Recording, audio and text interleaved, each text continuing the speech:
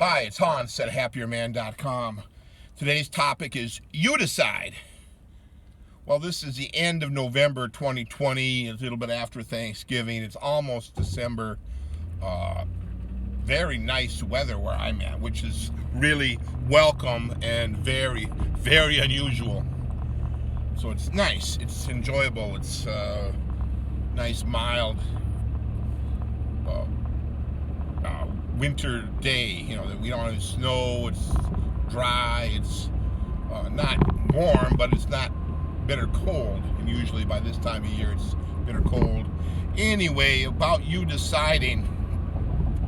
Well, of course, in the U.S., we had the election in early November, and at this point, it appears like Biden won over Trump, and it doesn't look like he won fair and square, but I think he won, and that will probably be the next president, Biden. And I'm sure they'll, because there's the thing with the didn't seem fair and square, the things that Biden would like to do, he's going to have to fight for every inch. And that's how it should be. Nothing should be given to the politics at that level. Nothing. But anyway, getting back to the decision, a lot of people have put their life on hold during these elections, and I've noticed that like every 4 years, the whole year of the presidential election is almost like a waste. So out of every 4 years, you only get like 3 years of productivity and 1 year of waste. So I don't like that. I think that's kind of a terrible situation to waste a whole year. And I don't think you should do it on a personal level. I think you should plow ahead doing the things you want to do for your life. You decide. And the other, I've heard a lot of things about, well, you know, if such and so gets in to be a president, they're proposing this type of a program, and if they get that program in, you can do this. And I'm always like, no, if you want to do this, do it, regardless of who was president, irregardless, or regardless, or whatever it means. It's infuriating to me for someone to make a decision for the betterment of their own life based on who's the president. It makes no sense for you. You decide what you would do, and you move forward on that, and you may have to make adjustments and be flexible and adaptable based on whatever kind of policies and regulations and laws are put in place. But if you want to do something, you go ahead and do it. For example, when I left my wife, and as I detail in my book, Leave Your Wife and Become a Happier Man, the 3-step system, available on the happierman.com website, I decided that being married to her wasn't good for me. I didn't ask anybody else. I didn't discuss it with her.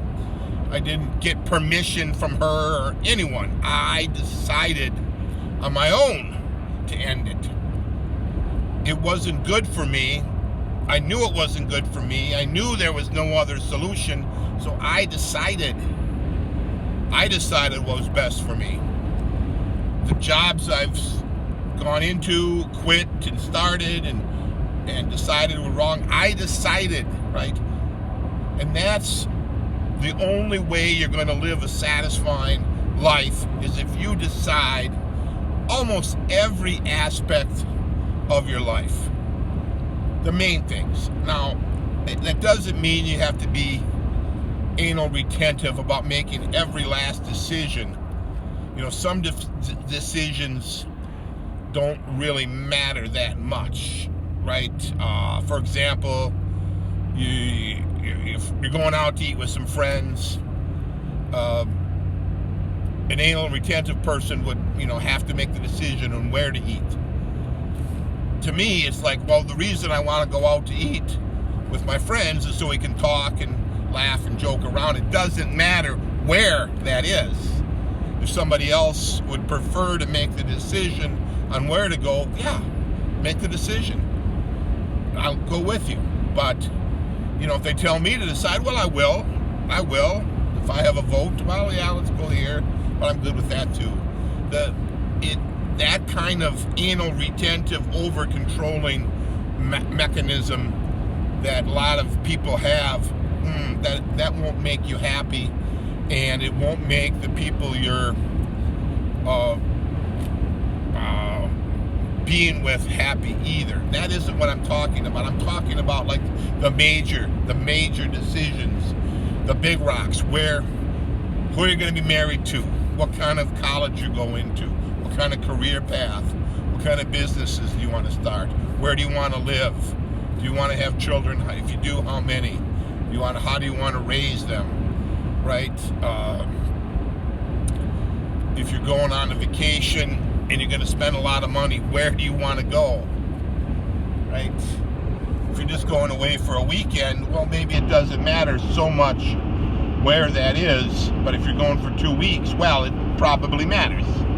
And then on the flip side, if you're only going for one fun weekend a year, well, you better make darn sure that it's exactly what you want, right? So it's kind of relative, but what I'm suggesting is that you decide these major elements of your life, you be happy with them, and sometimes when you live this way, you'll make mistakes. You will make mistakes. You'll make a decision, what you thought was a great decision for you, and you'll find out later, it wasn't. Well, again, you just turn around and decide all over again, well, I made a mistake, I'm going to have to correct it.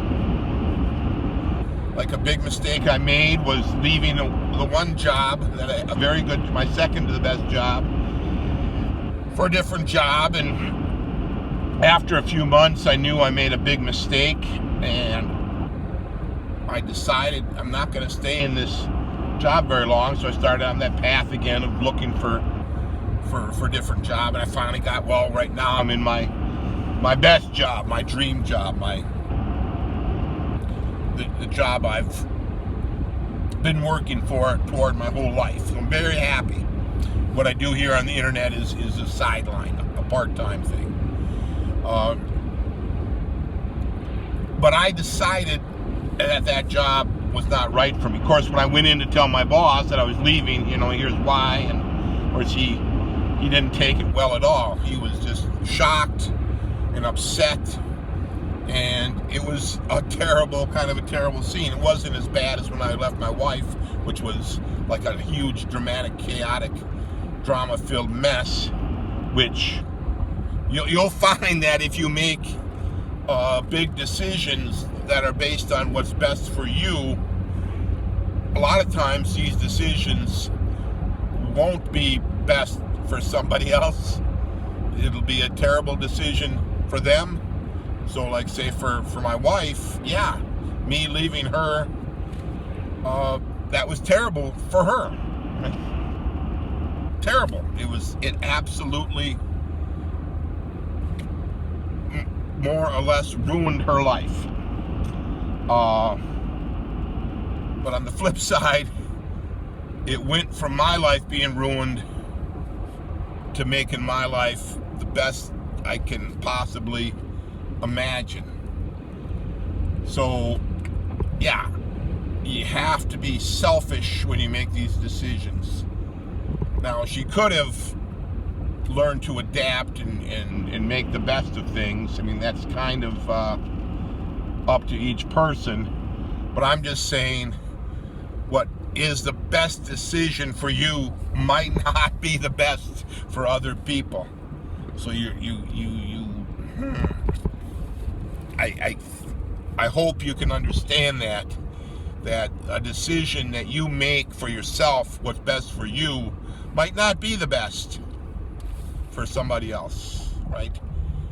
What if you're a younger person and your parents just absolutely love having you around, but you think that your best, the thing for you to do the best in life is to move hundreds or thousands of miles away to some other location that you've got your heart set on? Well, that decision will probably be very, very good for you, but that won't be that great for them, right? They'll have maybe they wanted you to live nearby. So these are considerations. These are considerations. But you decide. You'll have to make the best decision for you. And these decisions that you're making that are going to be hard on other people, you're not doing it to hurt them, right? You're not moving 1,000 miles away to hurt your parents. You're moving 1,000 miles away to make your life as best you can, right? When I left my wife, it wasn't to hurt her. That wasn't the intent. The intent was, I'm in this situation that's just absolutely terrible for me. I have to leave. So this will happen. This is when you make big decisions, you may hurt other people.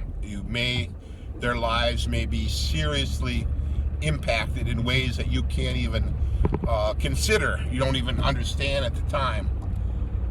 But see, this is your life that you have to decide how you want it to go and what you want it to be. But you shouldn't sugarcoat it and think it won't be a big impact on other people. So give that idea some thought. You decide, make your life exactly how you want it to be, keep working toward it, and it will become good. All for now.